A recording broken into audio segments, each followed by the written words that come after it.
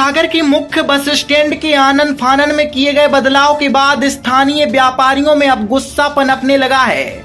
जहां आज सागर कलेक्टर दीपक आर्य को बस स्टैंड व्यापारियों ने एक आवेदन दिया है, जिसमें उनका कहना है कि मुख्य बस स्टैंड के चले जाने से सभी पूरी तरह बर्बाद हो गए हैं और उनका रोजगार पूरी तरह से छिन गया है।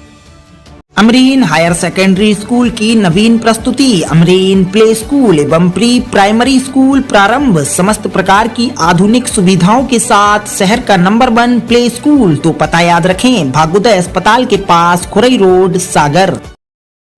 गौरतलब है कि सभी व्यापारियों ने मुख्य बस स्टैंड पर जमीन ऊंचे दामों पर खरीदी थी और सभी लगातार निगम को किराया दे रहे थे। बावजूद इसके निगम और प्रशासन ने उनके बारे में सोचे बिना ही बस स्टैंड को आरटीओ के पास शिफ्ट कर दिया, जिससे वह पूरी तरह बेरोजगार हो गए और उनके साथ करीब 5000 लोग पूरी तरह रोड पर आ गए, जिनके पास अब कोई काम नहीं है। वहीं शहर के बीचों बीच बस स्टैंड होने के चलते लोगों को काफी सहूलियत होती थी, जहां से लोग शहर के चारों तरफ अपने निजी कामों को समय और कम किराए में जाकर पूरा कर लेते थे।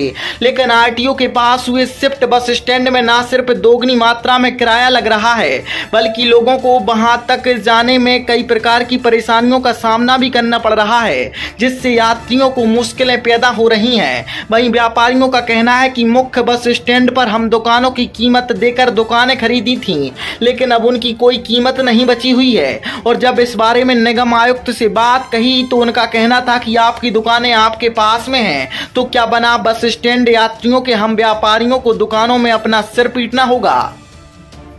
फिलहाल शहर से बस स्टैंड जाने के बाद कई परिवार बेरोजगार हुए हैं और अब यह व्यापारी प्रशासन से कुछ मदद की आस जरूर लगाए हुए हैं। अब देखना होगा कि प्रशासन इन्हें बेसहारा परिवारों के बारे में कोई कदम उठाता है या सिर्फ प्रशासन की मदद के इंतजार में बैठकर यूं ही दफ्तरों के चक्कर काटने को मजबूर रहेंगे। यह तो आने वाले वक्त में ही पता चलेगा। जी, आपका नाम? हम लोग मदन लाल सैनी। बताइए। 91 में दुकानें खरीदी, दुकानें नहीं खरीदी, सिर्फ जगह खरीदी 40,000 में। उसके बाद हमारों ने कंस्ट्रक्शन पूरा हम लोगों ने किया, जैसे तैसे दुकान बना के तैयार किया, रोजगार चला रहा है।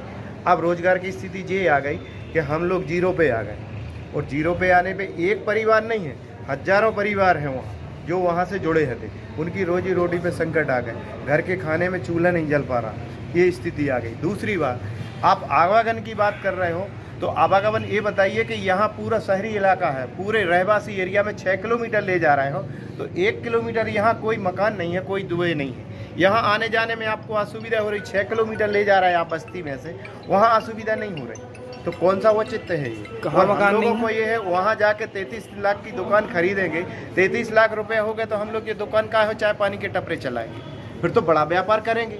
जो भी 33 लाख हम लोगों के पास होते तो हमें तो छोटे से धंधे में काय को भी दे रहा है। कोई विधायक, मंत्री या कलेक्टर हम लोगों की सुध लेने नहीं गया कि आप लोगों को क्या परेशानी है। आप लोग गए थे किसी के पास? हम लोग गए हैं, तो अभी आए हैं, 1-2 बार और बताया, तो खत्री जी गए थे निगम आयुक्त, तो उनका कहना ये है कि आप लोगों की दुकानें तो यथावत, तो दुकानों से मुड़ मारने लगे क्या हम लोग? सही। ब्यूरो रिपोर्ट, सागर एक्सप्रेस न्यूज।